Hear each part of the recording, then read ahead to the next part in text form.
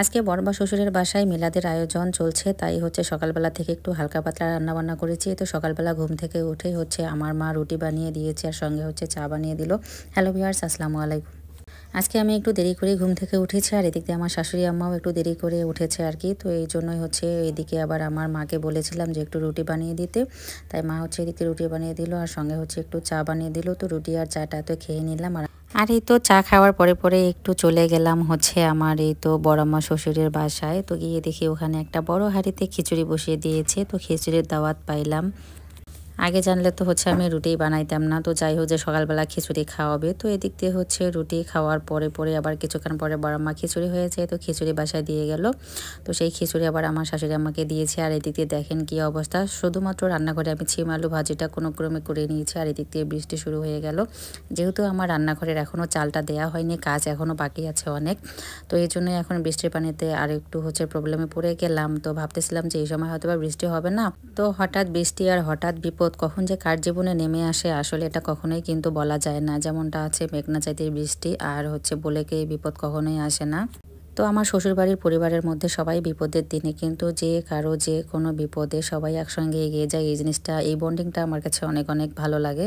তো এখানে হচ্ছে একটু শিং মাছ রান্না করে নিলাম, একটু সামান্য পরিমাণ আর কি ঝাল দিয়ে, যেহেতু আমার শাশুড়ি আমার একটু ঝাল খেতে পারতেছে না, তাই আজকে শুকনো মরিচ দিইনি, একটু কাঁচা মরিচ দিয়ে রান্না করে নিলাম। তো কালারটা কেন জানি কেমন লাগতেছে। তো যাই হোক, গতকালকে লাউ শাক রান্না করে দিয়েছিলাম, অনেক মজা করে খেয়েছে। তো আজকে জিজ্ঞাসা করলাম শাক খেতে যাচ্ছিল, তাই হচ্ছে আমার গাছের একটু মিষ্টি কুমড়া শাক নিয়ে এসে এই তো শুধুমাত্র গরম গরম ভেজে দিলাম, ভাবলাম বসে বসে একটু খাবে। আবার মাঝে মধ্যে করে একটু করে হচ্ছে উকি দিচ্ছিলাম আর কি আমার বড়মা শ্বশুরের বাসায়। তো ওনারা হচ্ছে কিন্তু তিন যা মিলে, আর তার পাশাপাশি হচ্ছে আমার বড়মা শাশুড়ি, আবার ওনার ননদেরাও আছে। তো সবাই মিলে কি মিশে কিন্তু কাজ করতেছে। ওখানে আমি হেল্প করব তো দূরের কথা, মাঝে মধ্যে গিয়ে হচ্ছে একটু কথা বলতেছিলাম আর ভিডিও করতেছিলাম, যেহেতু আমার বাড়িতেই এখন অনেক কাজ।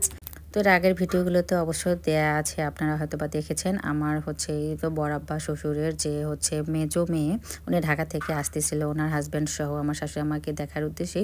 তো আসার পথে আর কি দুর্ঘটনাটা ঘটেছে। তো তখন থেকে হচ্ছে উনি সিরাজগঞ্জে ভর্তি ছিল, সেখান থেকে আবার হচ্ছে রংপুরে গুড হেলথে আর কি নিয়ে আসছে। ওখান থেকে প্রায় এক সপ্তাহ এখনও আছে ভর্তি। তো ওখান থেকে আবার রেফার ঢাকায় করেছে, ঢাকায় পঙ্গু হাসপাতালে। কিন্তু পঙ্গু হাসপাতালে থাকবে না, ওনারা হচ্ছে প্রাইভেট ক্লিনিকে গিয়ে আর কি থাকবে, যেহেতু পঙ্গু হাসপাতালের অবস্থা বেশি ভালো না, ওখানে থাকার মতো পরিবেশ নেই আর দীর্ঘদিন থাকতে হবে চিকিৎসার জন্য। সবাই একটু দোয়া করে দেবেন। তো ওনার যে উপলক্ষে আর কি আজকে বাসায় এই মিলাদ মাহফিলের আয়োজন করা হয়েছে। সবাই অনেক অনেক দোয়া করে দেবেন আবার জন্য তাড়াতাড়ি সুস্থ হয়ে আমাদের মাঝে আবার ফিরে আসতে পারে।